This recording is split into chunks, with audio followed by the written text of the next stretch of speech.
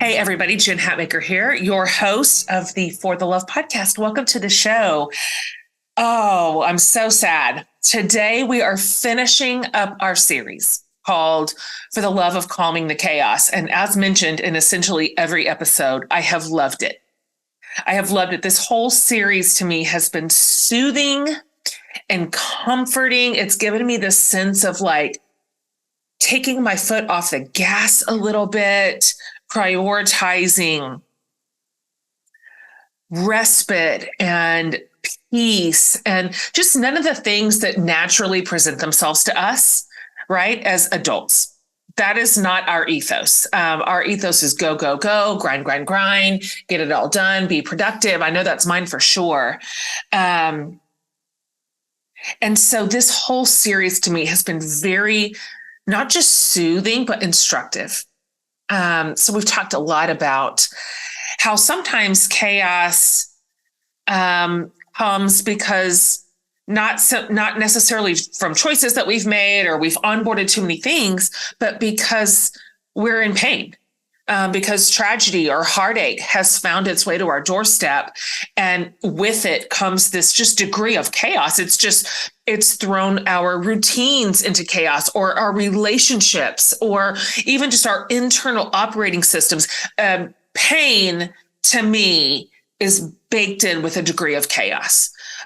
Because everything is just discombobulated and disoriented and disrupted. And so I think that's kind of, we wanted to address that somewhere in this series, that chaos isn't simply always a matter of our own creating, but sometimes chaos finds us one way or another, and we still have to figure out how to find calm and peace in it. And so our guest this week brings us the very comforting message that simply bucking up or endlessly cheerleading ourselves into positivity isn't going to cut it.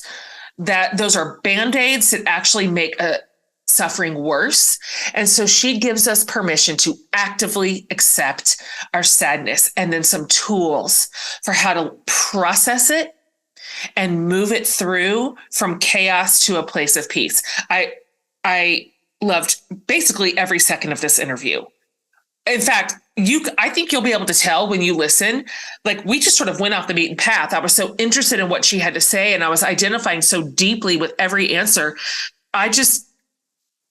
I kind of went off the interview, the script quite a bit, because I found her so profound and kept wanting to drill down into some of the ideas she was bringing up. So today on the show, we have Katherine May. She is an international best-selling author. She's a podcaster from the UK. So you might have seen her books, including her latest book, which is called Enchantment Awakening Wonder in an Anxious Age. Okay, hi.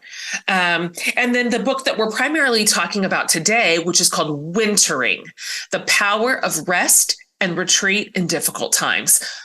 Either way, don't those sound lovely? She's also written in little old places like the New York Times and the Observer. No big deal. So Catherine's way of looking at things is kind of what I think it's what we need right now. It's definitely what I need. Not just in seasons where we can't wrap our minds around the chaos, but also how to survive the unexpected when life hands us chaos, right? And so this is not just a philosophy she figured out. She got these tools in her toolkit in real life, which she is going to share with us really generously today. She talks a lot about her own personal story. So we're going to lean into some hard stuff with Katherine today and figure out what winter means in each of our lives, how to embrace it, how to sit in it, how to eventually emerge from it. And she's going to walk us through not only her own story and what she has learned, but she does it with this sense of, you'll just see, but like a sense of gentleness. I finished this interview and I felt myself relaxed in my chair, and some of the clutter in my own brain had sort of moved off the table. And so I think you're going to love this. I think you're going to love this conversation. And I hope it serves you.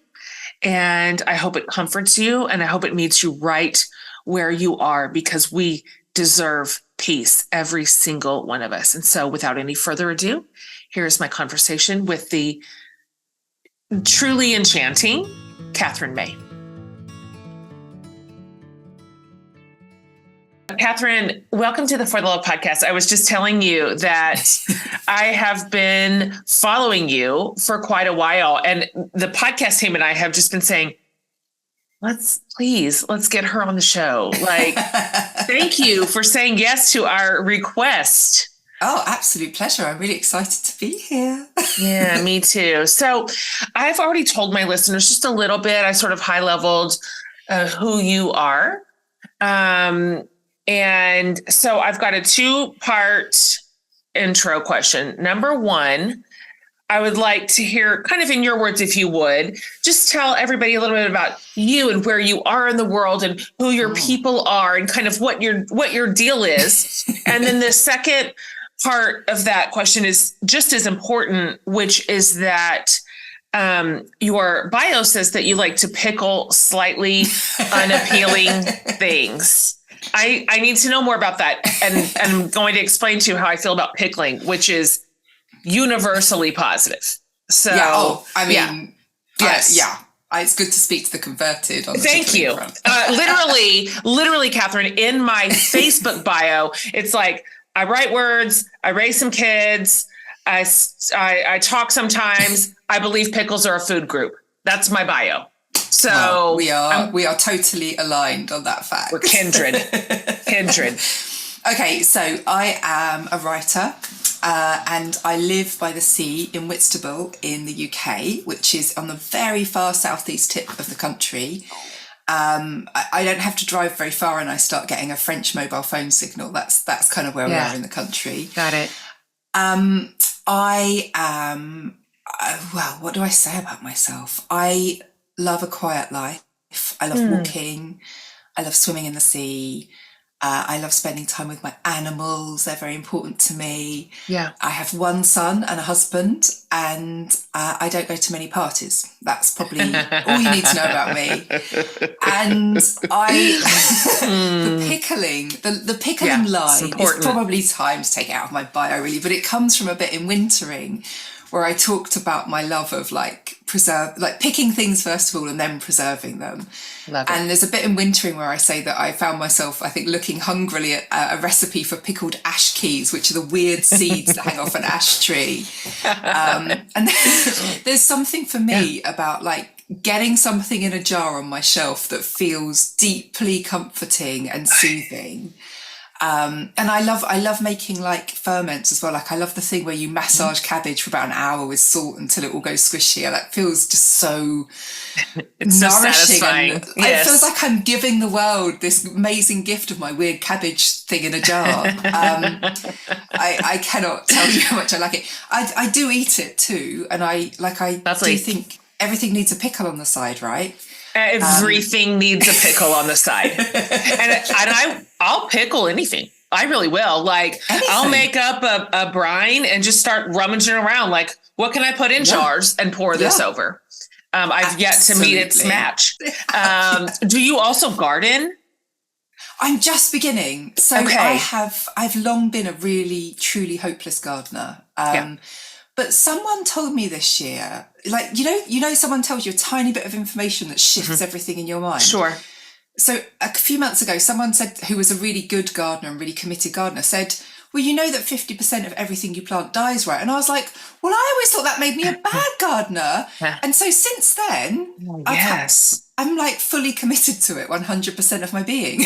All we really, that's all it took. All we need in this world is for people to come around us and lower the bar. That's really all we need. I mean, at that point, we're set up for success. Listen, the pickles don't have to taste good, and loads of stuff can die in your garden, and both are still fine.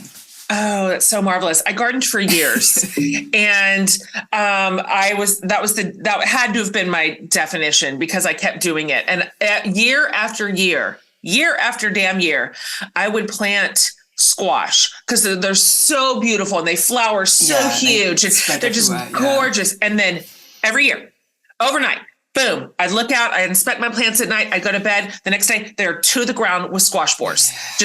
And I just thought, Jen, learn a lesson. And I'm like, I can't learn it. I'm going to, hope springs eternal. That's right. But there is something about plucking a piece of vegetable that you grew with your own hands and mind. Absolutely. And putting it in a jar with vinegar. I mean, it is just brilliant. I don't, that's its natural end at my house.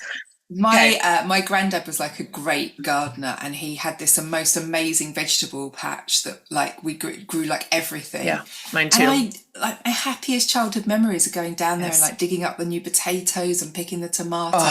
Same. I would love to achieve that for myself. Like everything tasted 500 times better. Like if you've never had home garden vegetables, you don't know what vegetables actually taste like. It is so true. I can remember, by the way, I love this little intro that we're having. Look, we'll get to mental health later. We'll get to self-care, but I'm like, but look, one time I came in from my garden and I had all my like peppers.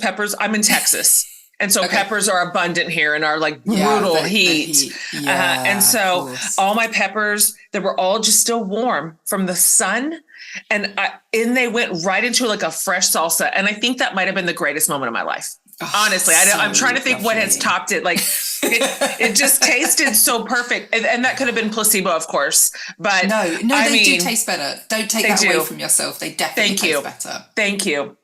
There is something about it. Okay, well, I am cheering for your garden. Okay, so Katherine, I was talking to my listeners about your work and your story. You're really generous with your personal stories, which is special. And I recognize it as a laborer, as a fellow writer. There's a cost. Yeah. There's a cost to being that tender and vulnerable and transparent about our own little lives, which are just as ordinary as they can be. And totally ordinary. For better or for worse. And all.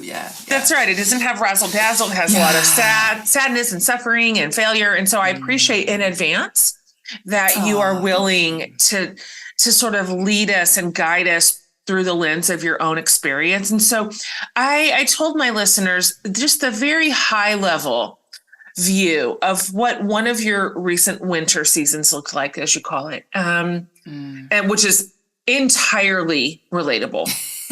And I think a lot of us, maybe particularly women, and maybe, this is just a theory. I'd love your take on it.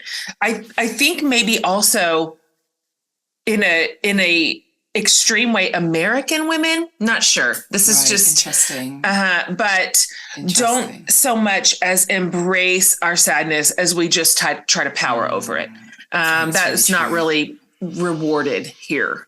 You know, I know, but also it's risky for you guys. I mean, the sort of lack of a safety net. Like I hadn't realized before wintering came out in the US, like how much of a safety net we have here compared to what you have. And like, if we're sick, something will happen to, make sure we're okay. That's like a fundamental difference. And so you're right. You have no choice but to keep powering until you drop. And that's you're exactly right. The dropping does come. That's the problem. Yeah. It does come. You're right. Our wellness hinges on our privilege, where we are on the ladder. And then, of course, has to be maintained with by absolute grinding. Like there isn't a built-in culture of respite and recovery in the American ethos, which is not to say we're the only country who suffers. That's obviously not true. But as I read your work, I think, there's something there for you. Yeah. We have so much to learn here.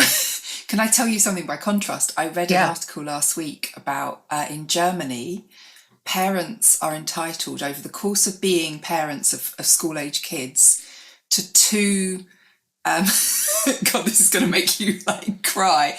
To two respite months when their doctor can send them to a spa for a month and provide childcare, paid childcare for their children if they need a break. Are you serious? Yeah, I'm 100% serious. I mean, we are nothing near that in the UK, but I looked at that and I was like, oh my God, how compassionate is that? Like, those points that we've all reached where we're like, I cannot go any further without killing somebody. That's I don't right. know who it's going to be, but like the That's next right. person that comes past my gaze, Yeah. I'm going for them, like whoever they are. Wow.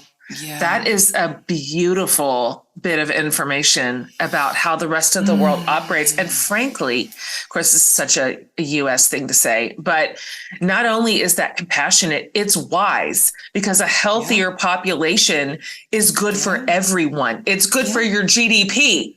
Like it's good for your work culture. Like that literally has a strong ROI in essentially every silo. So completely. But actually, I think it's really important to acknowledge, because I bet you had the same thing. Like when I read it, I had this like big cocktail of feelings coming up. Like, are they allowed to do that? Is that okay? Well, that just seems absolutely ridiculous. And then it's like, no. Yeah, These people have a thing that you don't have, and that you can't, that feels unproductive to you in a way that's quite frightening. Like I found it quite scary, almost, the thought of it. Scary, so unfamiliar. I mean, I cannot wait to look that up when we get off this call and see kind of what the link. I've kept the link. And I mean, hell, I should have moved to Germany, because if it's per kid, I have 5 kids. So if I got 10 total months, one a year. I mean, you could have like one a year. I really could. Like, that would have changed my life.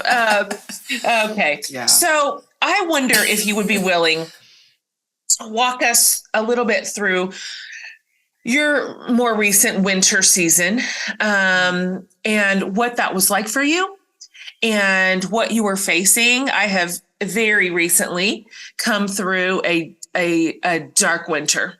And so this conversation is one that I'm so drawn to, and other people's, not just their experience, but their healing and recovery practices. And so could you talk to us a little bit about kind of your recent history?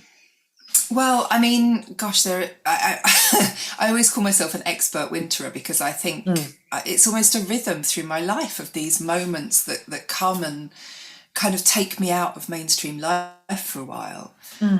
So at the beginning of wintering, I write about this situation I found myself in, which I think is entirely unexceptional in lots of ways. But I'd reached a point where I knew it was time to leave my job, because I was completely burnt out and just couldn't cope any longer. And just as I think a couple of days after I handed my notice in, my husband fell suddenly very ill with a serious appendicitis that it took him a long time to recover from. That was terrifying. Like that was a moment of, oh God, like everything could fall through for me. I was literally, I was ringing the hospital till midnight to see if they'd actually put him into surgery. And I figured that if I pestered them, they'd take more action. Like I was totally going for the annoyance strategy. But while I was doing that, I was thinking, like, if he died, I would have nothing. Like I've got nothing to fall back on, and it was a real kind of, it was like mortality visiting us, but also that financial and sort of, I don't know, survival terror that hits you, I think, as you get older, of how badly things can go wrong. And then as I was visiting him in hospital, I started getting abdominal pain. And first of all, I thought it was like some sort of sympathetic symptom, Sure. But then I fell really ill, and it took a long time for me to recover, and I couldn't go to work. So while I was supposed to be working out my notice on my job, I was actually off sick. And a lot of wintering happens in that moment for me, of not just the kind of worry, but the paranoia and the fear and all of the other kind of complex emotions that rose up, and that terror of how other people see you in that situation too. Yes. Like, did my colleagues think I was like skipping off work because I didn't have much, like all of that stuff came up for me. And then just as we were beginning to feel like we were back on our feet, we had to pull our son out of school because he'd stopped coping with his schooling. So can you talk a little bit more about that? Or is that, if that piece of the story is sort of off the table, I understand completely, of course, but so many of us are also navigating part of our winter has to do with our kids. Because I think so many winters are to do with our kids. Yes, honestly. They are. Yes, they do. it's a big unacknowledged thing. And it, you know, and as you rightly said there, like, it's quite difficult for us to talk about it because we're careful with our kids' privacy as well. But I think it's so important to externalize it.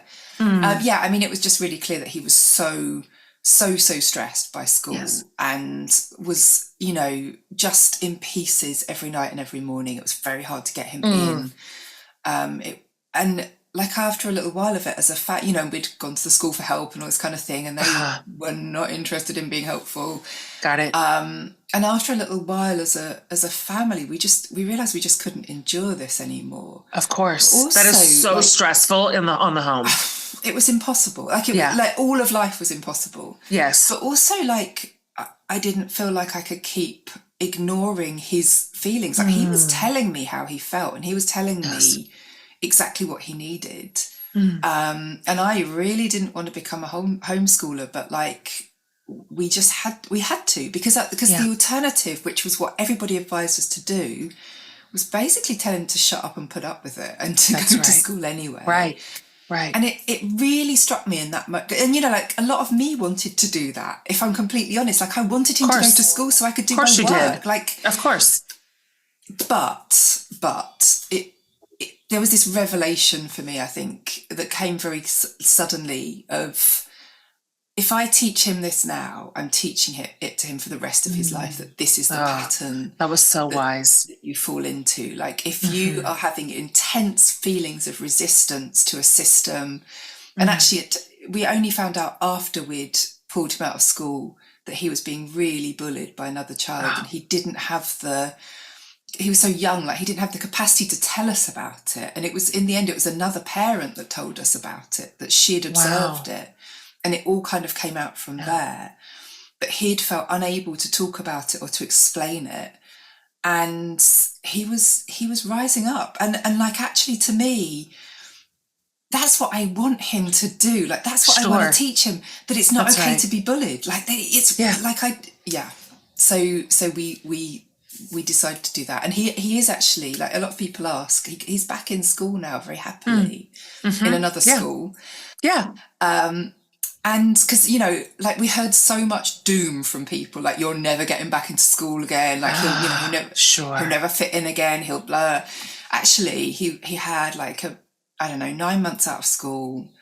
It was hard for us to manage, but he settled, and he learned to trust us again, because actually his distress at school had really broken down the trust that he should have felt in us all along. Wow.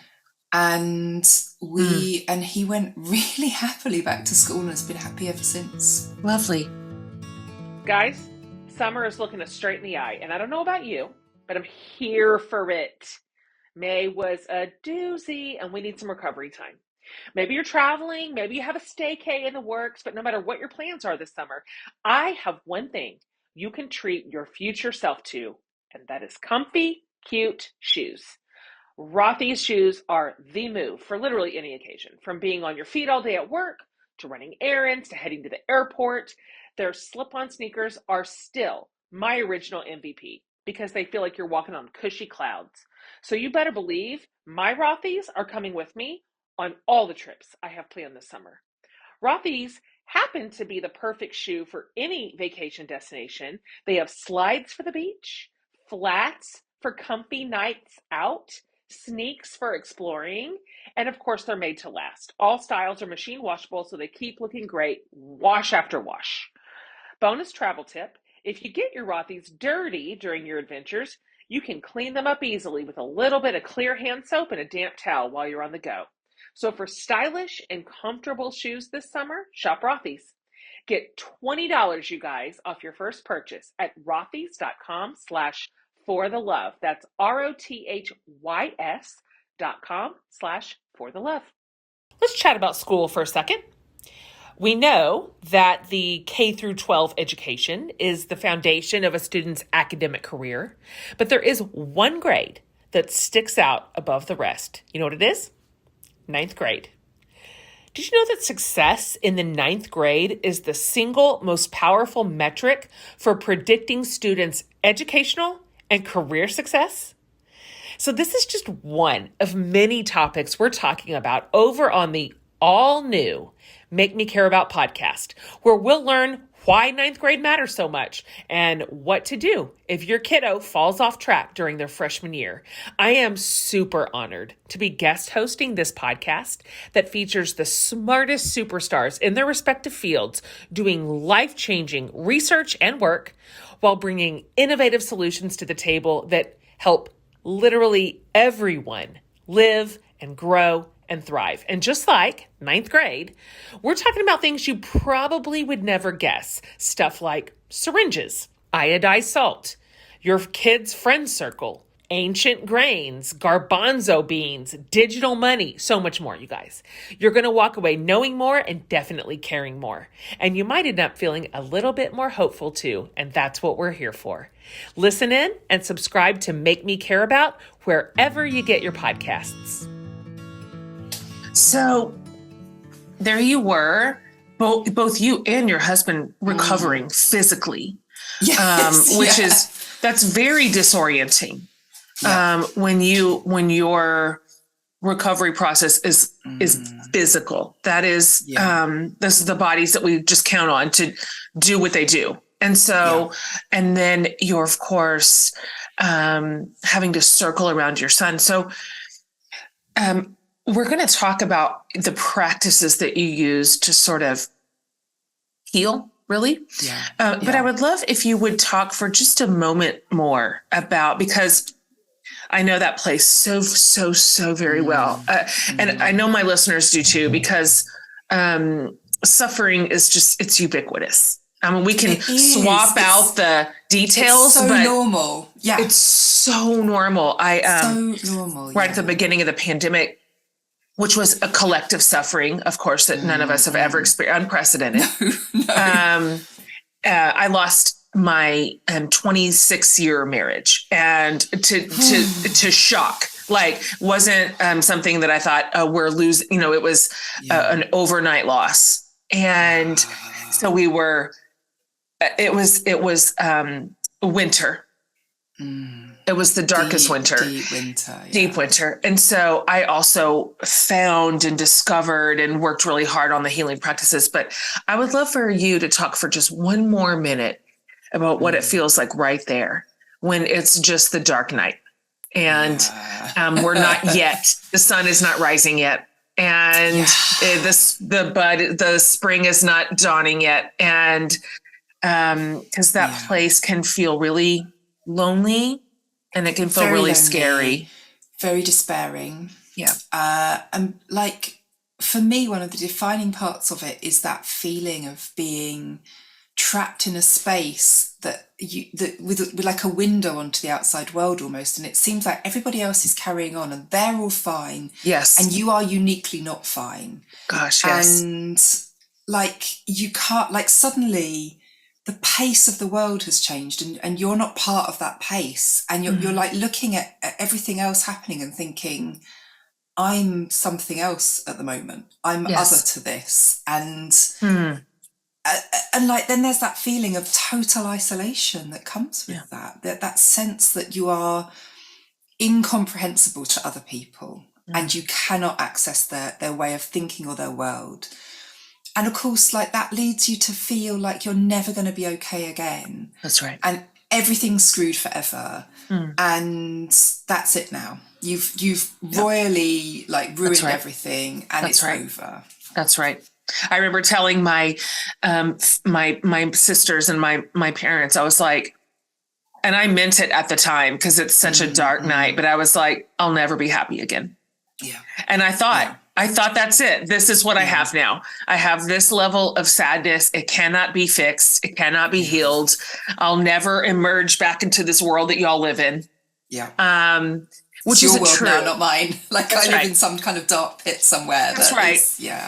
It's not actually true. We do heal and we do recover. And it's a beautiful, like, I know it, but it's really good to know it. It's good to know it in my bones. You do. And you discovered it too.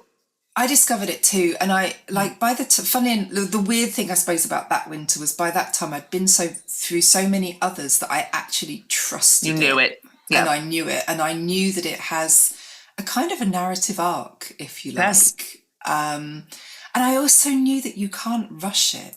I think that's one of the very hard things for our societies to grasp, is that here is a process of healing, and it is healing that, and it's also a process of change, and those things will take a certain amount of time, whatever you do. Like, you are not doing anything wrong if you're still suffering a week later or a month later or 6 months later. You are completely unlearning your own old ways of life and relearning new ones. And that's painful. That is painful on so many levels. Yes. It's physically agonizing. It's mentally agonizing. And tragically, there is nothing much that will alleviate that or prevent it or take it away. Yeah. But yes. But if you can lean into that space and accept it rather than fight it, you will spare yourself a lot of pain. You are so right. The resistance is the worst bit. Yep. Totally. Which is counterintuitive. The resistance feels like it will be the only approach to protect. Fight my way through this. That's right. Or this will be the way that I have a little bit of relief or comfort by avoiding or denying whatever it is that hurts so badly. But the truth is that it makes it worse. It's a double down. It makes longer. There will be people around you who don't think you're fighting hard enough, incidentally. That's a really important thing to say, because we are so indoctrinated in this idea that everything is about our control and our fighting and our struggle, that when we see other people suffering, we don't go, oh God, they're suffering. How can I help them? We go, oh, well, they're probably not doing all the right stuff. They probably caused this in the first place. And now they're not, they're not picking themselves up. Like, I can't deal with them if they're not going to pick themselves up. 100%. This idea that pain is very immediately a problem to be fixed is a really hard one to overcome. And we are just not innately good at sitting in sorrow and experiencing it and letting it move through us or anybody else around us. I may be worse at letting other people suffer than I am at letting my own self suffer. It's so hard. And we all want to just give them that thing that does it for them. That's right. I remember a few years ago talking to a friend who'd suffered a terrible miscarriage, and she was devastated. And I remember thinking, like, I wanted to almost buy her grief off her, like I wished I could enter into an exchange that I just wanted to take it away from her. Yes. And I was talking to a friend who'd also suffered miscarriage, and I said, like, what can I do to remove it from her? Yes. And she was like, you can't, this is hers. Don't you dare take that away from her. Like, this is really important to her that she goes through this. And I learned a big lesson on that day about, about how well-meaning my instinct was, for sure. Of course. But also, actually, that process was really necessary to her too, and she needed the fullness of it, and she needed me to just walk with her while she went through the fullness of it, rather than trying to speed it up for her. And you and I both know at this point, I mean, I'm almost 50, so I've had more than one winter, obviously, as well. We've had plenty. Who are these people who've avoided a few by I don't this know age? I don't know any. But it is true, and I hate this system. I truly hate this. But the grief, it comes with some gifts baked into it. It does. Yeah. It comes with some invitations for possibility, for growth, for some sort of a deepening of the spirit, to become a little bit more awake in your own life. I want all those lessons to come from happiness, but unfortunately they often come from sorrow. Yeah, they come from sorrow. Yeah. Yes. I mean, there's something about how raw you are in that time that you are so, there are moments of like intense beauty that are an integral part of this, integral part of the suffering. And there are moments of like deep human contact that are unimaginable. at other Gosh, that's times so of true. life.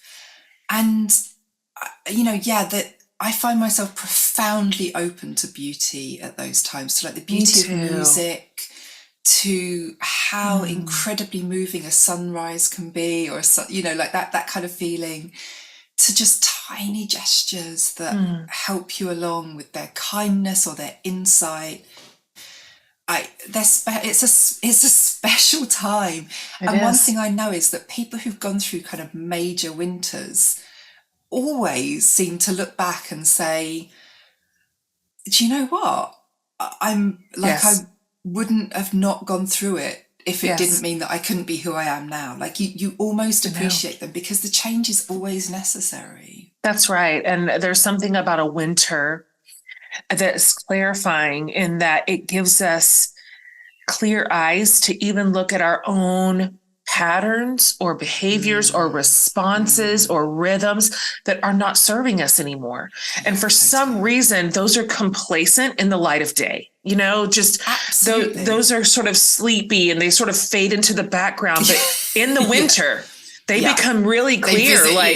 They do. This response is not serving you. And so I usually emerge from a winter season too, personally sort of affected in a way that I got a chance to examine some of my own internal stuff in a way that I couldn't really see in the summer. But when a winter visits you, it kicks down walls until the space is there for you to make that change. And you don't want to make that when the times are good. Like you don't want that to be there. I mean, I find myself saying to people a lot, like, there's a negative that, some of your reflections might be negative about you. Like wintering isn't all about, other people have wronged me. Big winters often come when we're like sitting there thinking, I have not behaved well. You are so right. There's so little in our culture that ever acknowledges that sometimes we're not the ones being in the right. Totally. But if we don't do that, we don't grow. And we get into patterns of behavior that can be so destructive. And I think it's really sacred to make space for acknowledging the bits that you've done wrong, really, the bit where you behave badly, and to heal those, because they need healing rather than correcting. And to then, some winters end with an apology, frankly. That's right. They do. They do. And that is a really powerful space to find yourself in. And again, that is a place where I think in general, human instinct is to resist it. Just it's hard to admit. Of course it's horrible. So hard. It's hard to admit we're terrible, or that we chose poorly, or we hurt someone, or it's a really hard place to sit in the pocket of. But oh man, I don't know if I've ever had a more empowering feeling than absolutely owning my own trash and sitting in front of somebody and saying, I am so sorry. And is there any way you can forgive me? Oh, that clears the air. I want to talk about some of the other practices that you discovered personally, which I love. I love this because so much healing is really available to all of us. It's not contingent on how much privilege we necessarily have or where we live. Like we have some practices available to us. And so you talked a lot about nature and how that was a piece of your story. I'd love to hear more about ice swimming. I'm Texan. I don't know, but I want to hear you talk about it. And it is known quantity that the natural world is a place of healing. Yeah, it is. Yeah, and I like one of the to sort of track forward to my new book while we were talking about this. Like one of the watchwords for me while I was writing Enchantment was I wanted all of the things I did to be sort of democratic, like to be accessible to anyone. Like I got really into the idea that in order to like find beauty in nature or healing in nature, I wasn't going to write about going to like grand places like climbing a mountain, like which people might not be able to do or not be able to afford to do. But that instead I was going to write about what happens like within a few meters radius from your front door. Like that became so important to me because I think that some of our conversations about healing end up like, well, here's the stuff you need to pay for in order to do this now. Of course. And that's not only impossible for some people, but also we let that be a barrier to us undertaking the work, because we're like, oh, well, healing's for other people. I can't do this. And it's like, no. Right. That's right. So anyway, that's like the perspective I tend to write from. But so in wintering, I started swimming in the sea in the winter, which I'd always wanted to do. And it was cold. Yeah. I think people think that, can you like, walk I don't back find it cold. Walk back just one step back. What made you want to do that? Like, why did you reach for that? Because you could have just taken a walk on a path in dry clothes. You know what I mean? Like, you could have been like, I'm gonna experience nature by looking at the sky. But you plunged into icy water. Like, can you tell me more about what was intriguing you about this? Okay. I mean, I've always been so pulled to the sea. And when I moved here to Whitstable, like, I moved here in the middle of a complete mental health crisis, because I felt like I couldn't go on any longer. And one of the things that I told myself at that point was that I would swim all the year round. Like, that was my ambition. And I'd read that in Iris Murdoch's novel, The Sea, where the protagonist swims all the year round. I was like, that's really cool. I'm going to do that. Yes. Did I do that? No, I did not. No. Okay. I did what everyone else did and waited till the nice warm days and then swam in the lovely warm sea. But every year, like, winter would come around and I'd be like, oh, I really want to do that. But, oh, no, next year. And then this year, it just happened that a friend of mine had also been thinking about it, and we had a conversation, and she was like, right, we're going to do this. Okay. And for me, I don't know about you, but some of my most wonderful moments have been from going along with somebody else's will that is greater than mine. So true. That's so great. Giving in and going, yes, all right, I'm going to come and do that. And she'd just done it a couple of times before I'd done it. And so there was that little bit of leadership there, just tiny, that she had already developed the trust that you don't die when you get in the water. That's right. I think I genuinely thought I might literally just freeze to death on the spot. Just seize up. Yep. Yeah. And actually you do, because the first time you go, I mean, every time you get into cold water, for the first like 30 seconds, it's really hard to inhale because all your muscles go, ooh. Totally. And so you learn quite quickly to take a breath in before you submerge and let it out, because that's the way your body wants to do it. If you go in with no breath and you try and breathe in, you're like, oh God, I'm going to die. Yeah. And then finally, like, everything works again. But I let her carry me along. Yeah. And then it really quickly became a call and response of, like, encouraging each other, but also helping each other to find boundaries and limits around it, because it's not a space that you can get competitive in. It's not safe to do that in freezing cold water. And I think we both also guide each other in saying, the sea's too choppy today, let's not get in. Like, let's go and have a hot chocolate instead. Or that's plenty of time for me. I don't know about you, but I'm getting, like that call and response worked in both directions, and it really helped to have a companion. So what, if you can describe it, what effect has that had on both your body and your mind? I think, so when I'm in the water, when I'm in the cold water, and it's well established that it releases the same hormones as taking ecstasy. Yes. So you feel this immediate but very gentle high, and it feels like bubbly and effervescent. And we always say that when we're swimming together, everything just pours out, like it's like a blur kind of situation. Like whatever you're holding in will be like blah, blah, blah, blah. And we would swim for like 10 minutes a few times a week, but we would talk so deeply in that time. Like we would hit stuff that we would never have said to each other. Wow. And so it felt therapeutic, but joyfully so. And I think also that the bodily effect was that, like, I learned to really trust my body. Like, I've never been very athletic. I don't see myself as a particularly fit person, but my body could do this. And it was like proving resilience back to myself. And and it was like a really wonderful thing to see how quickly my body adapted, and how within a week I could withstand 10 minutes when the first time I ran out after 30 seconds. My body just got used to it really, really, really quickly, and it felt so good. And the relaxation afterwards would just carry on for ages, this sense of deep peace. And often, like, so much that I wanted to sleep, like it was that real, like, dampening down of everything. And sometimes you really need that. That's right. You do.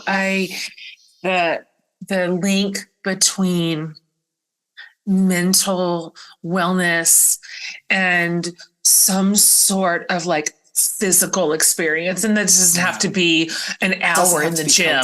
No, it doesn't have to be cold swimming. The category is so broad, but the link is a little stroll around the block. Stroll around the block. That's right. Like that'll do it.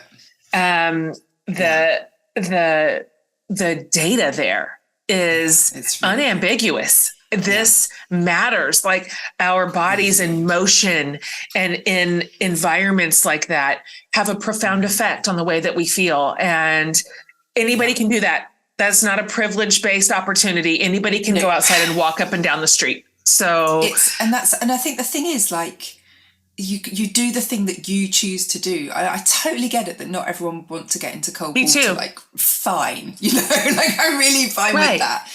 But there will be something that you can do. That's right. Will and like engaging your body soothes your nervous system. It does. Like, one of the things that I quite often do if I'm stressed is I sit on the beach and run my hands through the pebbles. And that is like anyone can do that. Like buy yourself a bucket of gravel. That's right. It will help. It will definitely help. It will. It really will. So I've been hearing a lot about this kitchenware brand called Caraway. It's internet famous, if you will. So I am #influenced, as you can imagine. Sorry. Anyway, what really caught my eye were the gorgeous colors of their cookware, like sage and marigold, rose quartz, this really beautiful green, really just stunning colors. But also their high quality ceramic coated cookware is a dream because of its naturally slick surface. Like, what I'm talking about. Like slide off the pan eggs with almost no oil or butter, super easy cleaning. And it means you can cook without chemicals. All of their products are free of PTFE, which is kind of like what Teflon is. No lead, no cadmium, no toxic materials. Their cookware sets also include complimentary, easy access storage solutions. In other words, no more disorganized pots and pans and lids strewn everywhere. And what I'm also loving is their newly launched food storage sets. Mine are in the colors sage and mist. And I'm obsessed with these non-toxic ceramic coated glass containers. So no more plasticky mismatched nonsense. These food storage containers also come with their own complimentary organizers to keep your cabinets tidy. Want to check them out? You can save 10% on all Caraway products. All you do is visit carawayhome.com/forthelove and take advantage of this limited time offer for 10% off your whole next purchase. And so this deal is exclusive for our listeners. So visit carawayhome.com/forthelove and then use the code FORTHELOVE at checkout. Caraway, non-toxic cookware made modern. I want to talk a little bit about another really practice, which is the practice of retreat and rest. Oh, I mean, this is a choice that we have to decide to make, and it really can soothe the chaos inside of us. And so I would like to hear you talk about how that showed up in your life. And then what would you say to the people who say that one is hard for me to have because of just the stage of life I am in, or what I'm doing right now, like rest and retreat is harder to activate. And so can you talk us through sort of that particular approach?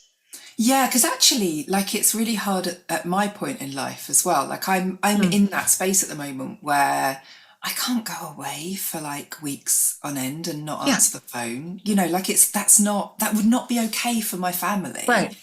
But it's still important. And I think, you know, I look forward to the days when I can go off for a fortnight silent retreat in a mountain and then come back all sparkly. Yeah. But right now, I still value the power of retreating, and I need to find smaller ways to do it. And I need to Right. find ways that don't cause harm. Like, because that's the last thing I want to do is like make someone else in my house anxious because I'm alleviating my anxiety. And I think, you know, for me, the way that retreat shows up is blocking whole days out of my calendar just for me to be alone. Like that's the way that I need to do it. And I, you know, I'm someone who thrives on solitude. I need my alone time. I know I feel better and go back into the world better if I've had my alone time. Yeah. And so that means like some weekends I will be like, right, this Saturday is mine, guys. That's and I will go, for me, I'll go and walk in the woods for a very long time, take like a load of food and a load of water and go off and just walk. And Lovely. I need that. I really need that. And I run some day retreats. And I like, it's whenever I launch one, I'll get like 20 people immediately message going, I'd love to, but not this time. Yeah. And I always message back like, this is not a sales thing, but if not now, when? Like when? Because I totally get your instinct to say, I can't now, but you've got to say yes at some point. Not to me. Like, I don't like it. This is not about you giving me your money. Like, I don't care either way. That's fine. I'm fine. But when is your yes? When is your acceptance to that need that you're feeling, that you're clearly feeling enough to message me about it? And I feel that back from you. Like we can exchange that need, that desire, but you have to, only you can give into that and can acknowledge how important it is to you to give into it. I mentioned earlier that I have 5 kids and they're mostly you lunch. Must really need a retreat most of the time. Listen, you've never said anything truer in your life. I only have one left. My youngest is just wrapping up her junior year in high school. And when all of our life kind of unraveled 3 years ago, we were all kind of just sunk. And she went to I was throwing anything against the wall in this idea of retreat, just trying stuff out, like anything to like stop the drowning for her, I guess for me, but I felt secondary at the time. But so she went to a camp in Maine in the wilderness for almost 4 weeks, and it was I've said it before, but I credit that place with almost saving her. That the retreat nature of it, but she was so fragile when she went, and I said, okay, we'd never been to Maine, and I said, okay, listen, here's what's going to happen. This is not a month before it started. We were in desperate spaces. And I was like, I will go to Maine. Honey, I'll go to Maine. I'll figure out, I don't know anything about Maine. I'll find a place to be in Maine so that if you need me, I'll be an hour away. Right there. I'm in your state. I'll be there. Like, I'll be there if you need me. I needed to put that underneath her.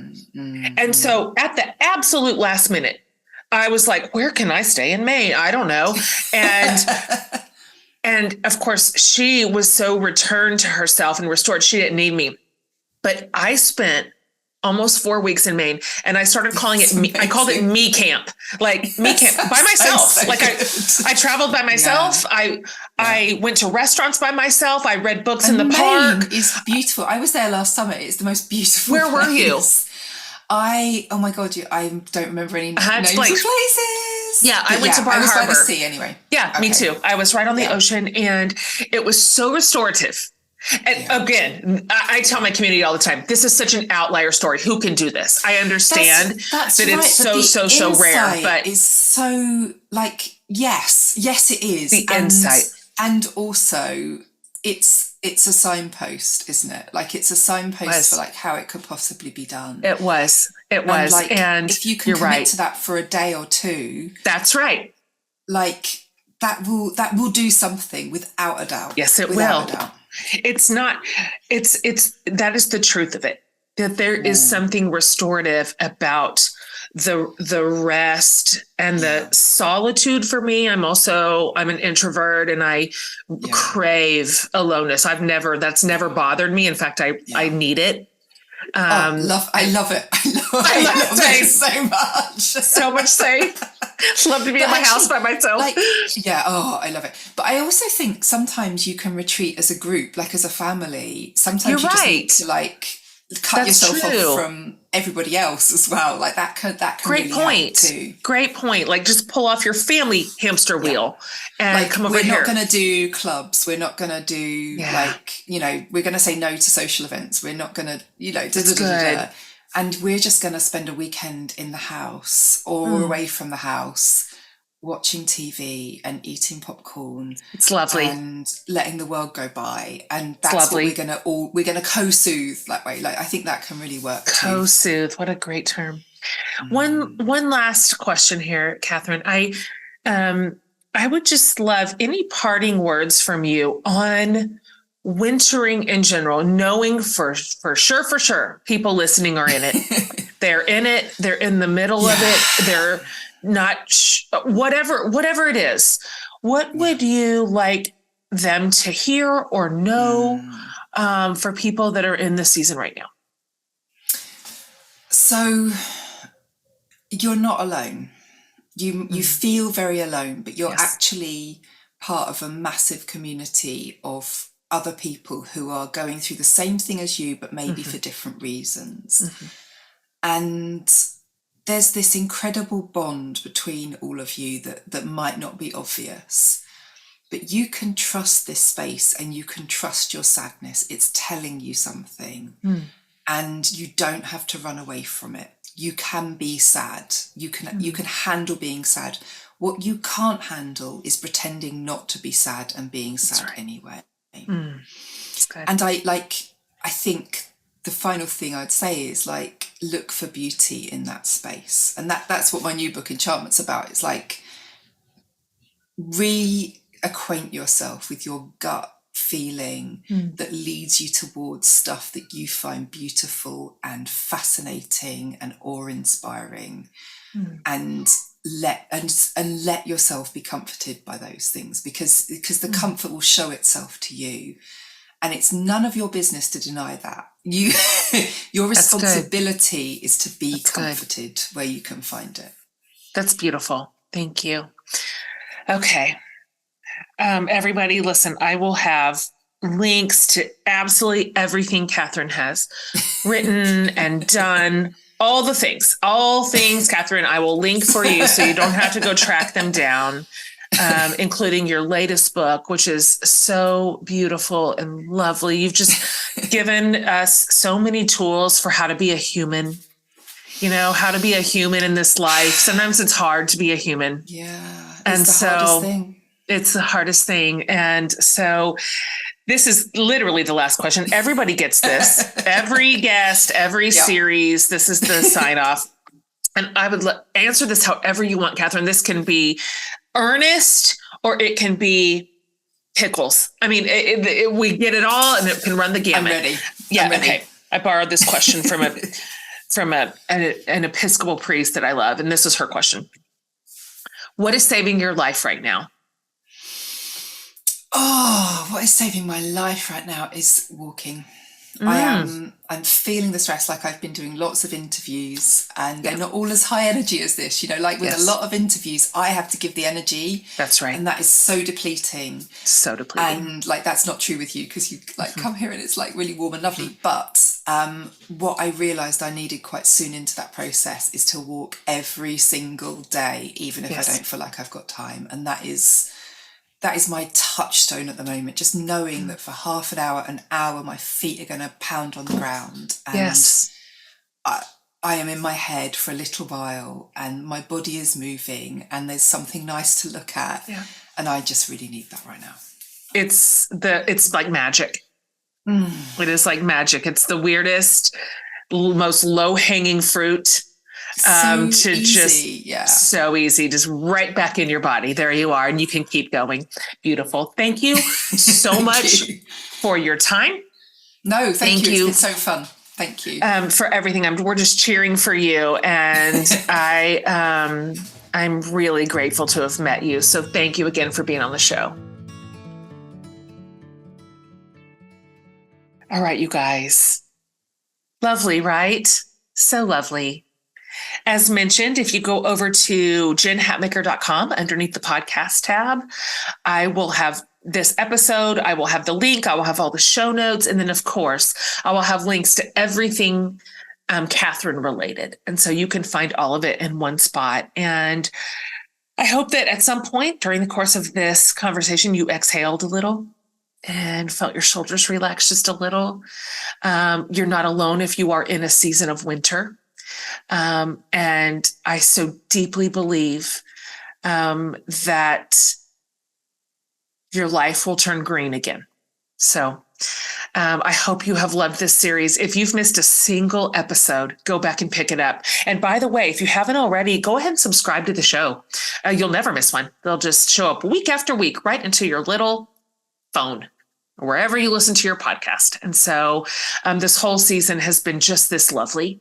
And I hope that it's meant something to you because I have loved it. So starting next week, we are moving into a brand new series and it is fire. And you are not going to want to miss a single episode of that one either. So you guys, on behalf of Laura and the podcast crew and Amanda and I, we love you. See you next week.